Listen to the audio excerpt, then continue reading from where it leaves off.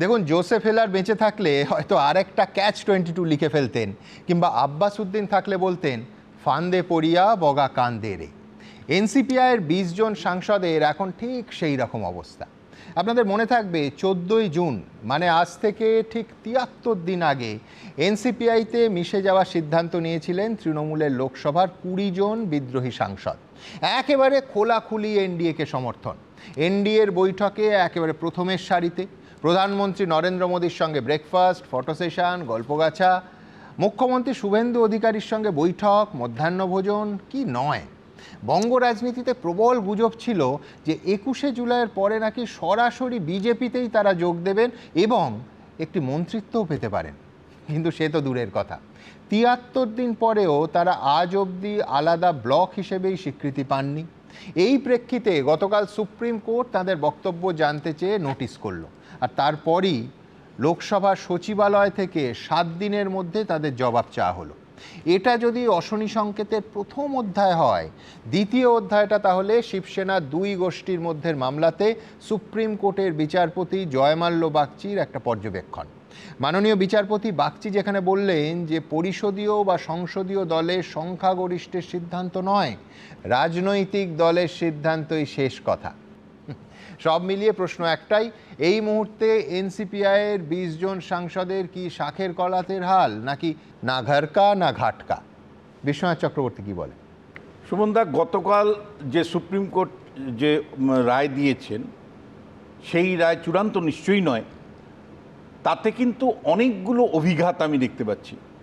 এবং প্রথম যেটা, সেটা হলো যে কাকলি ঘোষদস্তিরা কার্যত নিশ্চিন্তে ছিলেন যে আমরা খুব শান্তিপূর্ণভাবে প্রধানমন্ত্রীর সাথে প্রাতরাশ করছি, মিষ্টান্ন খাচ্ছি, তাদের কিন্তু এই মুহূর্তে যদি বলেন রাতের ঘুম কেড়ে নেওয়ার মতন অবস্থা।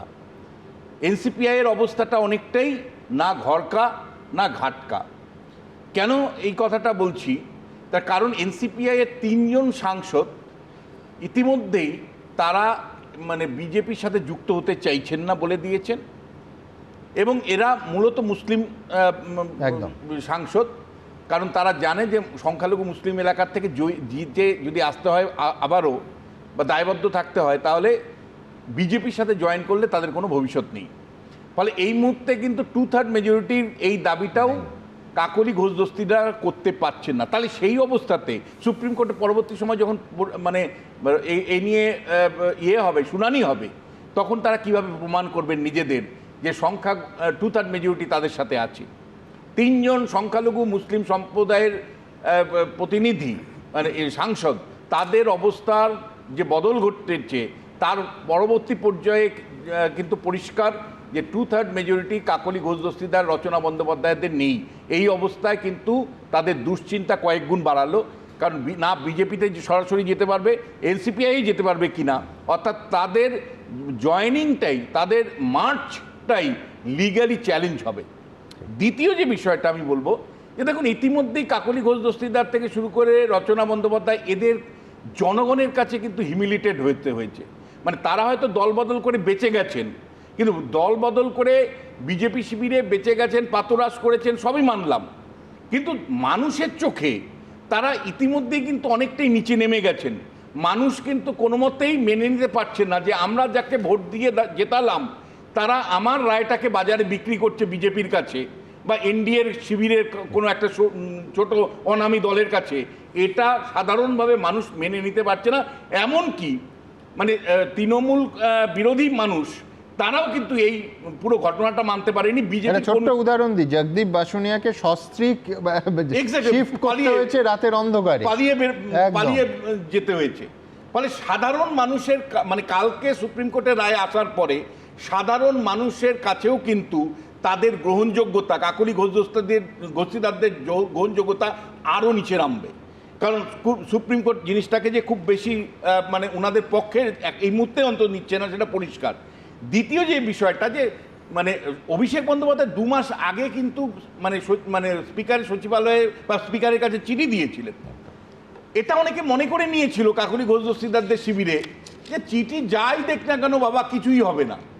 কিন্তু কোর্ট যে ইতিমধ্যেই ইন্টারভেনশন করবে, আমার মনে হয় না কাকলি ঘোষদস্তিরা ভাবতে পেরেছেন।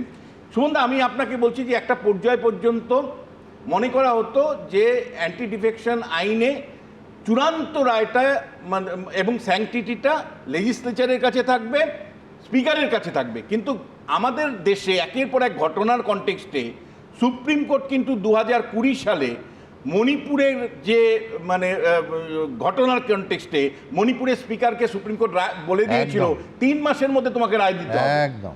আমাদের রাজ্যেও ঘটনাটা একটা আপনি জানেন যে মুকুল রায়কে তার পদ নিয়ে, তার বিধায়ক পদে পরিবর্তনকে নিয়ে সুপ্রিম হাইকোর্টে চ্যালেঞ্জ হয়েছিল।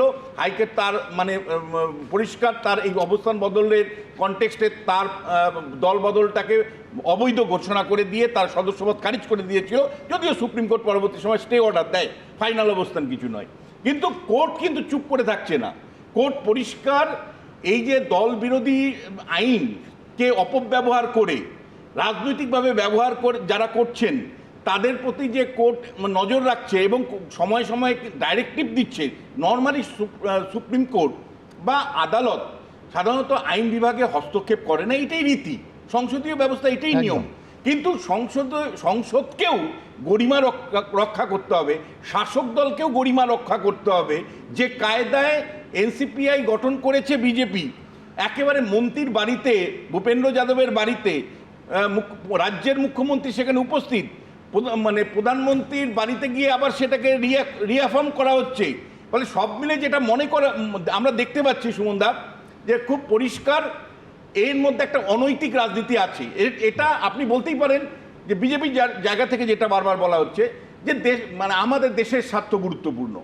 দেশের স্বার্থ মানে কি 2/3 মেজরিটি আমাদের সংসদে চাই, সেই কারণে দল ভেঙে আমরা বিজেপিতে বা এনসিপিআইয়ের মতন জায়গায় যদি নিতে চাই একের পর এক বিল পাস করতে পারবো। এক দেশ এক ভোট থেকে শুরু করে ডিলিমিটেশন থেকে শুরু করে মহিলা সংরক্ষণ বিল থাকতে পারবে। কিন্তু আমরা দুটো জায়গায় আরেকটা শুধু আপনার দর্শককে তুলে ধরতে চাই যে 1 সেপ্টেম্বর শিবসেনার একইভাবে শিবসেনাকেও ভাঙা হয়েছে, এবং ভাঙা হয়েছে শব্দটা ইউজ করলাম, আপনি লক্ষ্য করলেন।